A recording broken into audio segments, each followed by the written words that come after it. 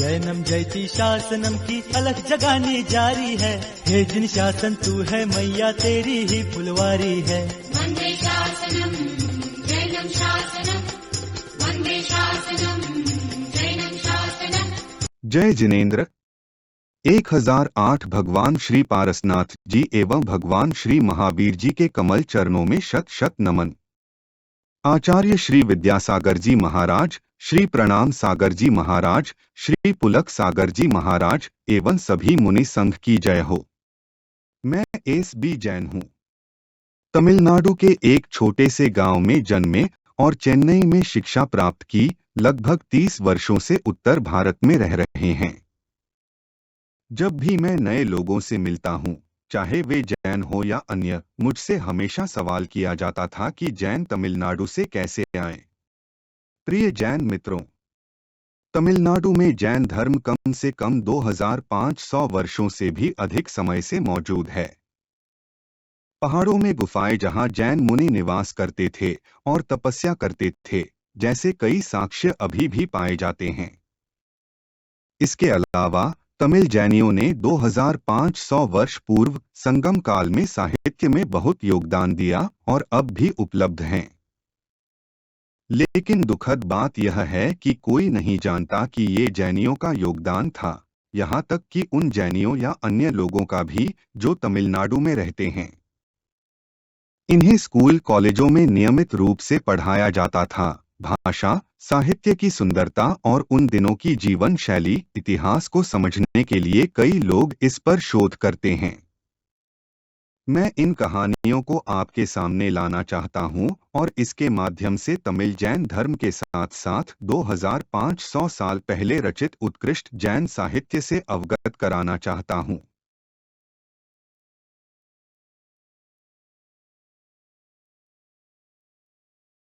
तमिल में महत्वपूर्ण 5 बड़े महाकाव्य हैं। वे हैं सिलप्पाडिगर्म, मणिमेखला, जीवगा चिंतामणि, वल्यापथी, कुंडलकेसी। इसमें 3 महाकाव्य जैन आचार्यों द्वारा रचित हैं। 2 जो इन कहानियों की निरंतरता थीं, बुद्ध सन्यासियों द्वारा बनाई गई थीं। जैन गुरुओं द्वारा पूरी तरह से बनाए गए 5 छोटे महाकाव्य भी हैं। वे हैं नागा कुमार काव्य, उद्यन कुमार काव्य, यशोधरा काव्य, नीलकेसी, सूलामणि। 3 जैन माताजी द्वारा बनाए गए और शेष जैन आचार्यों द्वारा बनाए गए। इसके अलावा नालाडीयार, पाथिनेन कील कनक्कु, मेरु मंत्र पुराण, श्री पुराण और बहुत कुछ जैन आचार्यों, मुनियों और माताजी द्वारा तमिल साहित्य में लिखा गया था। यदि कोई इन कहानियों को तमिल में पढ़ता है तो भाषा की सुंदरता सामने आती है। संस्कृति, अनुशासन, जीवन शैली, युद्ध तकनीक, राजाओं का प्रशासन, उनके रहने वाले शहरों की सुंदरता, धार्मिक सुंदरता, अंतर्धार्मिक संबंध, मानवीय भावनाएं सामने आती हैं। हमारी आंखें और हमें इसका एहसास कराती हैं। इसके अलावा ये कहानियां आम नागरिकों, समाज के बारे में उनके विचारों, उनके द्वारा निभाए गए कर्तव्यों की थीं, जिन्हें ज्यादातर इतिहासकारों ने दर्ज नहीं किया। आम आदमी के जीवन का प्यार, स्नेह, रोजमर्रा के कामकाज, बाधाएं, उतार चढ़ाव हमारे सामने आते हैं। यह हमें उन दिनों की यात्रा करने, जीने और महसूस करने में लगता है। इसके अलावा ऐसे बहुत से साहित्य समय और अनुचित रखरखाव के कारण नष्ट हो गए। आक्रमणों के दौरान बहुतों को आक्रमणकारियों ने नष्ट भी कर दिया।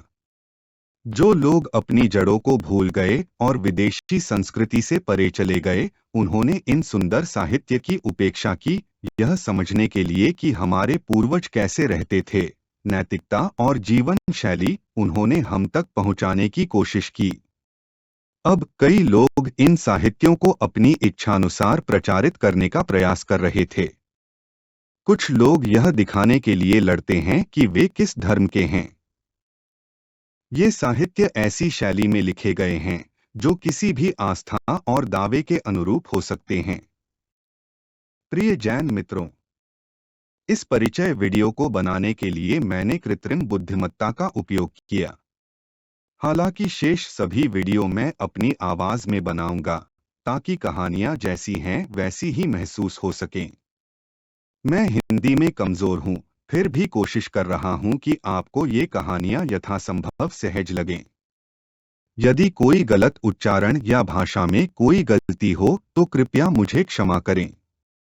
मैं ईमानदारी से अपील करता हूँ और आशा करता हूँ कि जैन लोग कहानी के अनुरूप संवाद जोड़कर नाटक बना सकते हैं और उन्हें जैन समारोहों में प्रस्तुत कर सकते हैं। यदि कोई भी अधिक जानकारी चाहता है तो बेझिझक मुझसे संपर्क करें। आइए हम इन सभी खूबसूरत कहानियों को जीवंत बनाएं, इसे भावी पीढ़ियों तक आगे बढ़ाएं। कृपया चैनल को लाइक, शेयर और सब्सक्राइब करें और दूसरों तक भी यह बात पहुंचाएं।